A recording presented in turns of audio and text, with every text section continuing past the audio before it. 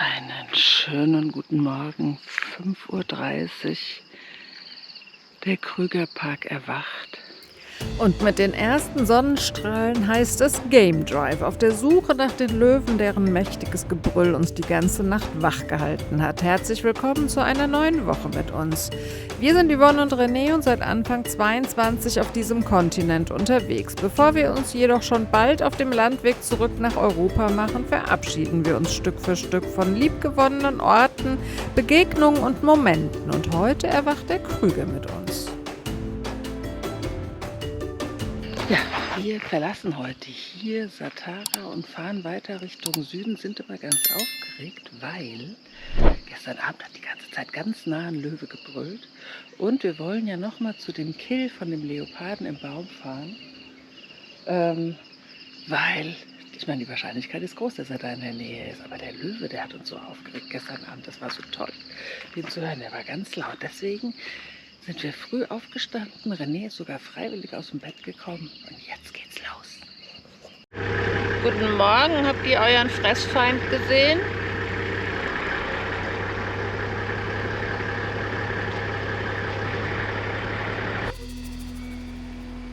Leoparden meiden die mächtigen Büffel in der Regel, doch dieser hier hat die Überreste eines Springbocks hoch oben in eine Astgabel gebracht, sicher vor seinen Erzfeinden, den Hyänen und Löwen.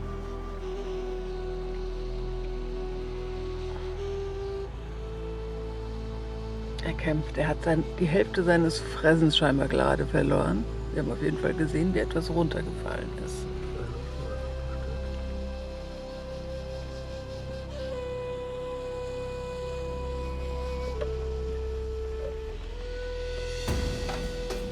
Hallo, mein Schöner.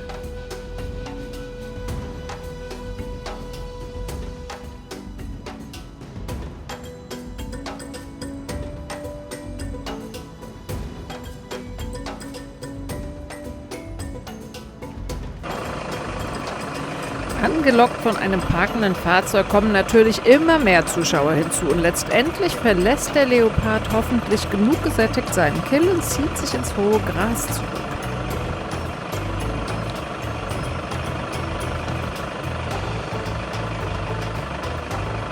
Verlässt er den Baum. Fort ist er. Tschüss. Wir verlassen den Ort des Geschehens nur um kurze Zeit später in die nächste beeindruckende Szene zu geraten. Dieser Kampf zwischen zwei Gnu-Bullen dient vermutlich dazu, die Rangfolge innerhalb der Herde zu festigen, denn die Paarungszeit ist bereits vorüber. Die Regenzeit, oft auch als Green Season bezeichnet, in der wir uns gerade noch befinden, verwandelt die sonst so trockene und trostlose Steppe in eine blühende, sattgrüne Landschaft. Es ist Zeit der Jungtiere. Denn nur in dieser Phase des Überflusses finden sie genügend Nahrung und Schutz, um ihre ersten Schritte zu machen. Etwas, das für ihr Überleben elementar ist.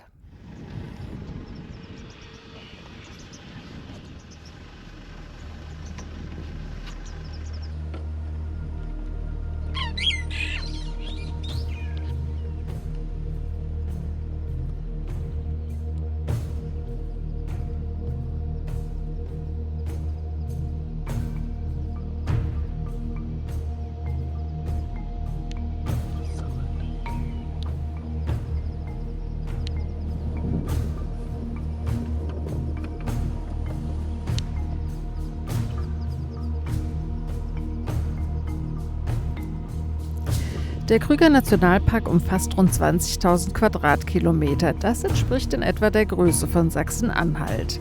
Damit ist er nicht nur der größte Nationalpark Südafrikas, sondern auch einer der größten auf dem gesamten Kontinent. Bereits 1898 wurde dieses Gebiet von Paul Kruger zum Schutz der Wildnis gegründet und rund 25 Jahre später der Öffentlichkeit zugänglich gemacht.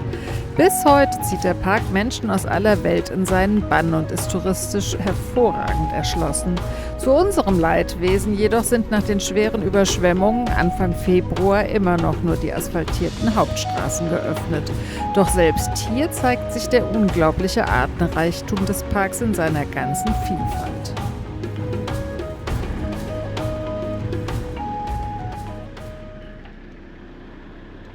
Ja, da ist ein Elefant vorne dran. Da guckst du blöd, gell?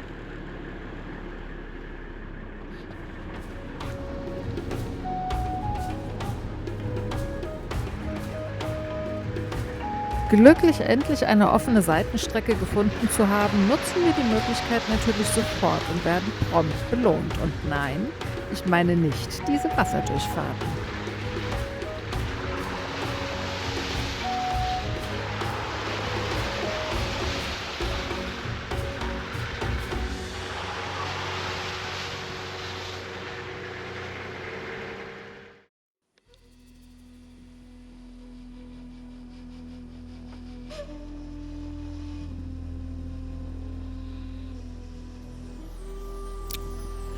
In der zuvor erwähnten Regenzeit finden Tiere ja nahezu überall das lebenswichtige Wasser und verteilen sich deshalb weit über den gesamten Park. Selbst so große Tiere wie Elefanten bekommt man dadurch oft nur selten zu Gesicht.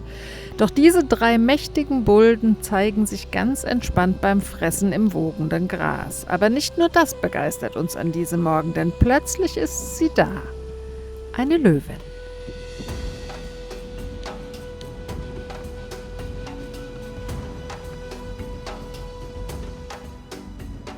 Mach dein Fenster zu.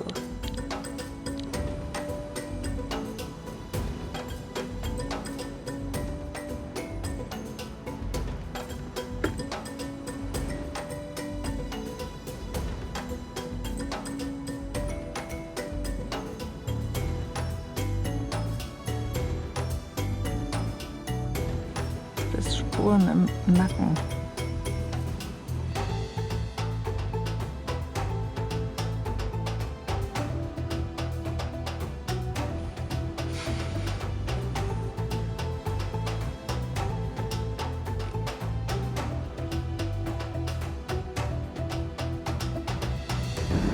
Das war jetzt ein Riesenzufall, dass wir das erleben konnten.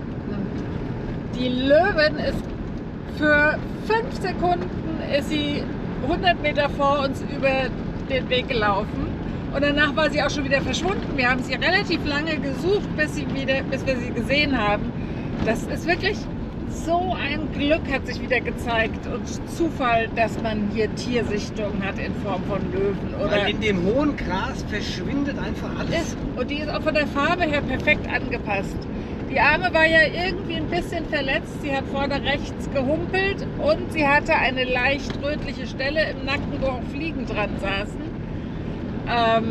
Hinten haben wir in der Ferne Zebras gesehen und es waren Marabus dabei. Das heißt, da wird auch wahrscheinlich irgendwie schon Aas dabei gelegen haben. Aber sie ist irgendwie nicht hingegangen. Sie hat ja sehr aufmerksam dahin geguckt, aber sie ist nicht näher gegangen. Sie hat sich jetzt nur hinter einem Busch versteckt und hat sich da hingelegt. Aber das war jetzt wieder super. Also ich bin total glücklich. Und jetzt fahren wir wieder zurück. Wir mussten jetzt leider drehen. Unsere geplante Rundtour, immerhin sind wir ja mal hier auf einer Seitenpiste mit, hier, guck mal, da kommen die Elefanten wieder, ist leider geschlossen Richtung Süden. Wir müssen doch wieder zurück.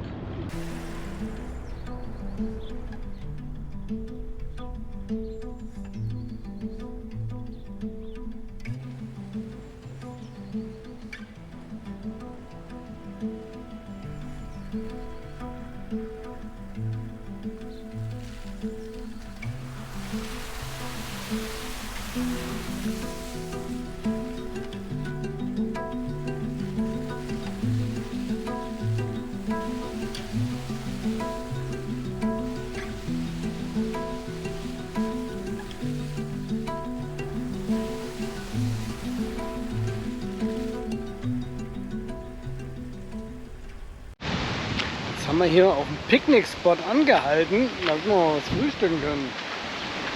Und hier ist richtig was los. Ich gehe mal mit euch hier rüber.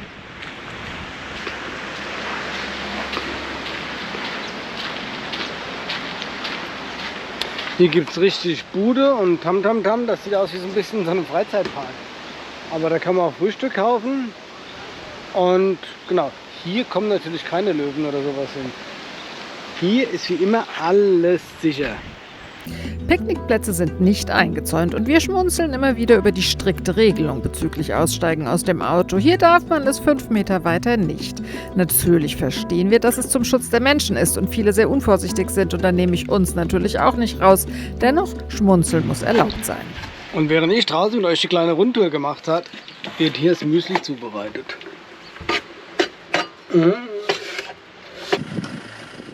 Vor ein paar Tagen hat hier noch ein ganzer toter Elefant gelegen. Jetzt liegen hier nur noch ein paar klägliche Knochenreste. Und eben die Geier, die sich darüber noch hinweg machen. Der Gedanke von eben führt sich hier an diesem Ort fort. Es sind keine 500 Meter bis zum Picknickplatz und nicht nur die Geier haben die Knochen so sauber gemacht. Für uns beim Anblick der Knochen kaum vorstellbar, doch wir haben aus erster Hand gehört, dass der Elefant nur einige Tage zuvor noch vollständig dort gelegen haben soll.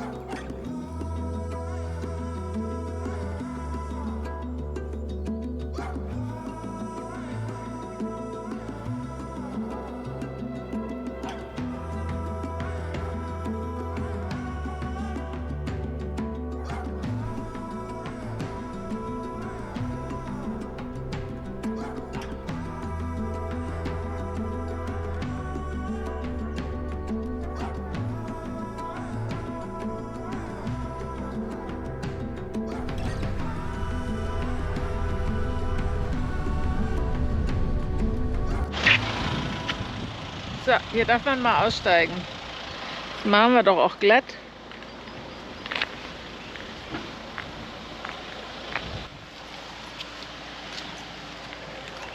Hello. You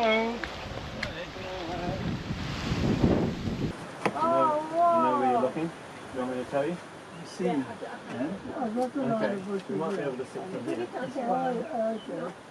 Okay.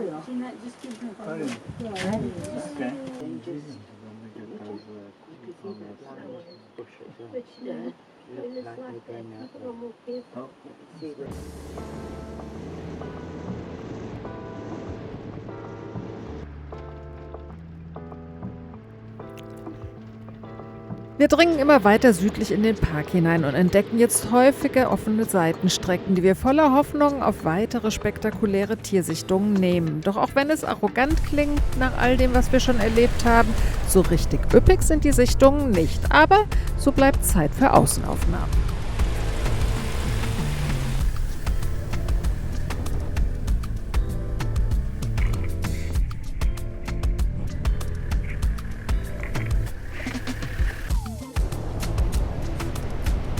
Als kleinen Nebeneffekt seht ihr, wie brav wir im Auto bleiben, denn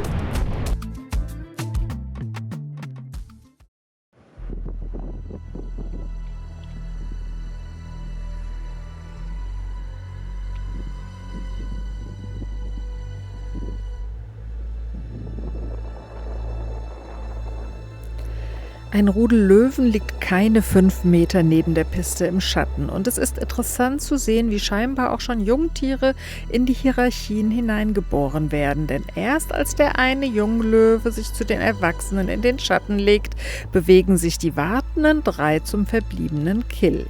Gefressen haben müssen aber schon alle, denn schaut genau auf die Fellverfärbung. Man sieht das Opferblut an ihnen.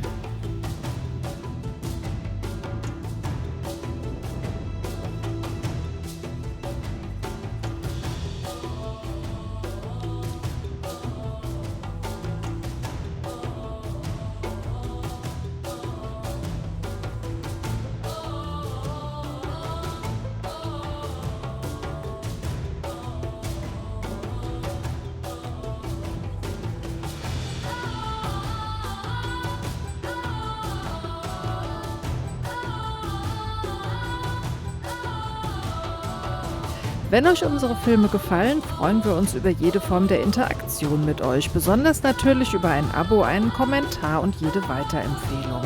Und wenn ihr unsere Arbeit und die Produktion der Filme unterstützen möchtet, findet ihr den Link zu PayPal sowie zur Kanalmitgliedschaft unten in der Videobeschreibung. Vielen Dank für euren Support und jetzt viel Spaß beim Weitergucken.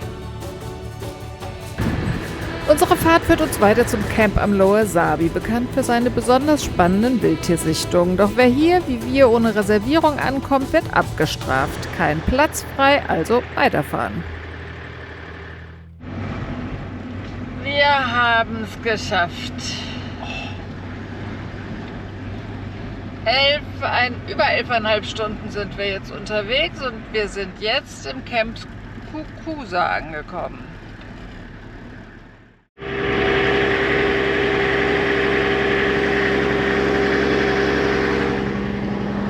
Skukuza Camp, bye bye. Wir haben heute einen sehr gemütlichen Tag bisher verbracht. Wir waren heute Morgen mal ein bisschen auf dem Gelände hier laufen, damit wir mal uns ein bisschen bewegen können. Es ist mittlerweile 11:45 und wir fahren jetzt erst raus. Einen richtigen Game Drive kann man das ja jetzt nicht nennen, aber wir werden ganz gemütlich auch auf Seitenpisten mal, weil die haben wir gesehen, dass es die hier gibt, in Richtung Lower Sabi fahren, das nächste Camp. Seitenpisten, die scheinbar geöffnet sind. Ja, die waren ja alle ansonsten weiter nördlich bisher geschlossen. Deswegen, es wird ein gemütlicher Tag.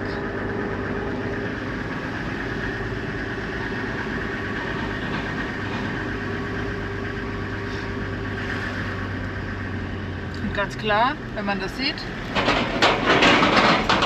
die Camps hier sind ein bisschen besser gesichert als das Satara.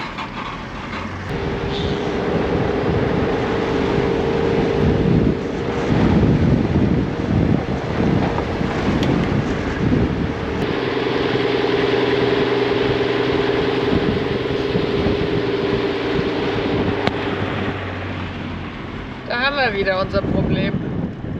Wir werden heute außerplanmäßig lange fahren, weil unsere ganzen Linkskurven, Abkürzungen, die in unser Camp hätten führen sollen, abgeschlossen sind. Closed, geslüht. Man soll ja nicht meckern, aber ein bisschen geht es dann schon auf den Sack, dass alles gesperrt ist. Aber gut, ja, es hat stark geregnet und wenn die ganzen Touris sich hier irgendwo festfahren, genau. Das will ja auch keiner, dann sind sie alle traurig und weinen und ja. Deswegen fahren wir jetzt relativ weit runter. Das geht nach Malelane dann. Wir kommen dann da raus. Da geht's auch nochmal. Wenn das da überhaupt da lang geht. Mach Was das mal tust weg, du, mein Gänzel. Mädchen? Ah ja, wir fummeln zu zweit da drin rum. Das ist immer schlecht. Sollte immer nur einer fummeln.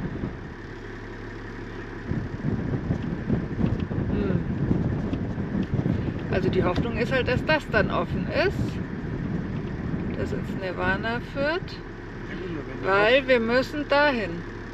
Wir sind jetzt exakt parallel zu unserem Camp. Oder wir fahren doch zurück. Das ist hier die Frage. Ich gucke jetzt noch auf das Schild. Ich sehe geslüht.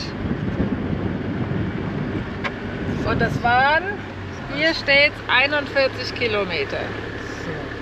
Crocodile Bridge ist 52 quasi für uns geradeaus.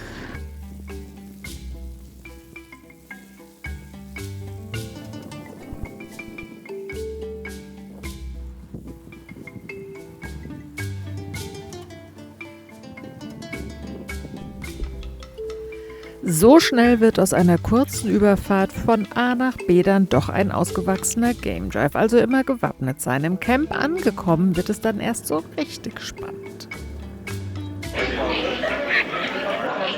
Er nähert sich endlich mal seinen Cappuccino und den Muffin gegönnt und wird aber hier sehr, sehr kritisch von den Vögeln beäugt, die immer näher kommen.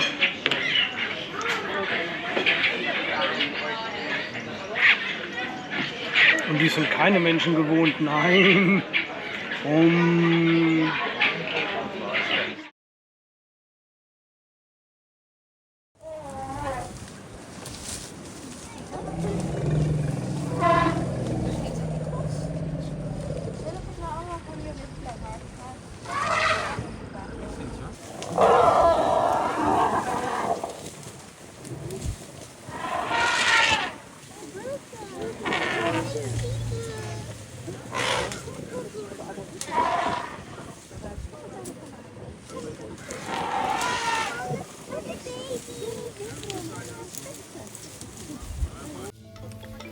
Schwer zu sagen, was genau sich hier zwischen den Tieren abgespielt hat. Eines war allerdings eindeutig, es war laut.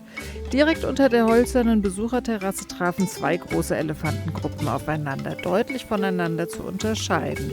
Die neu hinzugekommene rostrot gefärbte Herde hatte kurz zuvor noch unseren Weg vor dem Camp gekreuzt und offenbar gerade ausgiebig ein Schlammbad genossen. Für einen Moment lag Spannung in der Luft. Tiefes Trompeten und Brummen war ja gut zu hören.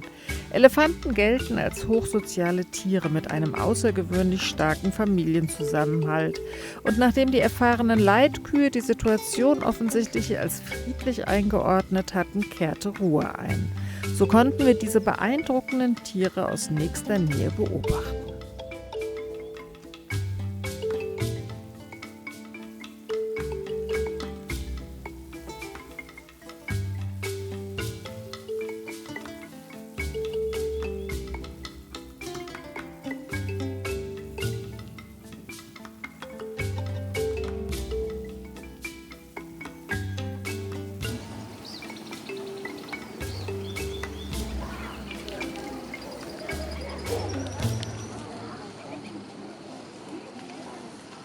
Nach diesem verfrühten Abendessen hier auf dieser wunderbaren Terrasse und diesen schönen Erlebnissen mit den Elefanten eben, bereiten wir uns mal auf das große Regenwetter vor und spannen unser Tarp auf. Das ist nämlich ein bisschen mehr Regenschutz als nur unsere Markise. Das hat uns ja schon in Uganda ganz schön, wenn ich sagen darf, den Arsch gerettet. Das kann man mal so sagen, wenn es so ist. Und da es jetzt echt regnen soll, wir morgen auch ein bisschen Galama machen wollen, ist das, glaube ich, die sinnvollere Variante.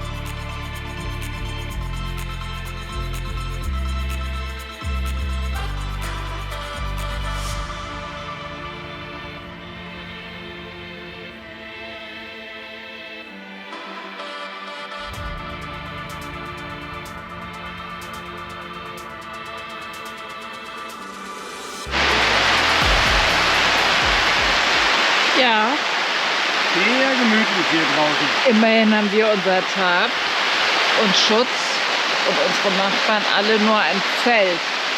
Wir haben auch diese Nachbarn eingeladen, bei uns Schutz zu suchen, aber sie sitzen im Auto, sehe ich jetzt gerade. Aber es sind tatsächlich einige da, die nur in einem Bodenzelt da sind. Das ist natürlich bei so einem Wetter eine Katastrophe. Aber sie nehmen es alle mit Gelassenheit hin. Guten Morgen, ein neuer Tag Game Drive nach einem Tag Pause. Und tatsächlich Guten hier Morgen auch von mir erstmal.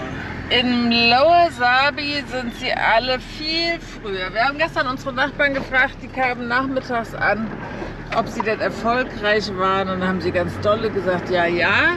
Und hier und da wären sie gewesen, hätten das und jenes gesehen. Und da sieht man die Böckchen. Und wir dachten ja immer, wir sind früh und haben uns gewundert, dass die anderen nicht unterwegs waren in Satara.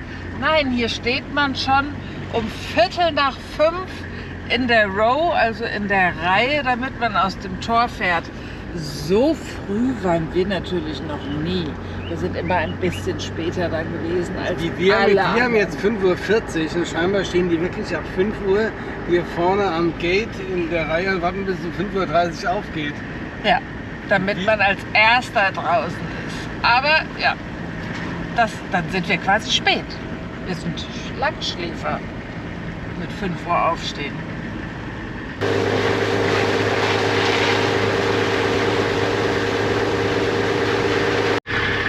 Eine erste Hoffnung, weil die ganze Zeit ist es etwas frustrierend. Da sind Rhino-Spuren. Die zeigen auch in diese Richtung. Hoffen wir jetzt mal. Das wäre ja mal aufregend. Bis jetzt ist es nämlich ein bisschen ernüchternd bei dem Regen. Hier sieht man sie wieder direkt vor uns in der Mitte.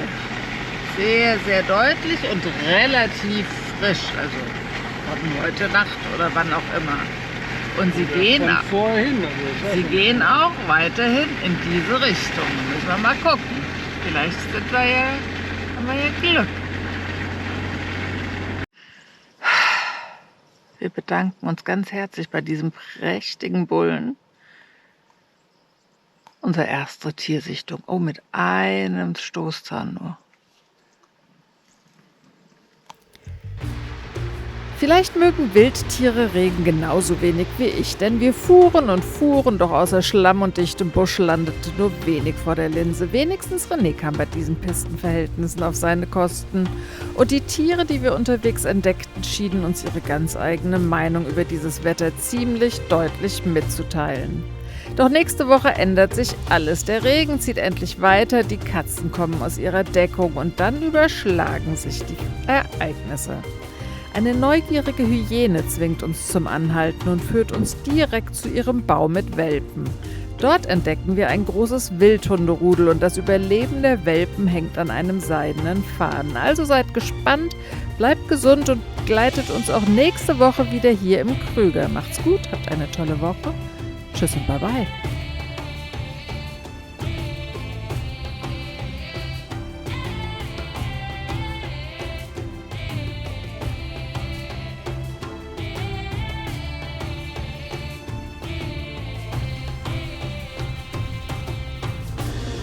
So, die Dame hat geangelt. Die ist komplett im Dickicht eben hängen geblieben mit der Kamera. Hat mir bald den Arm abgerissen. Zum Glück ist der Stecken nicht abgebrochen. Ei, ei, ei, ei, ei.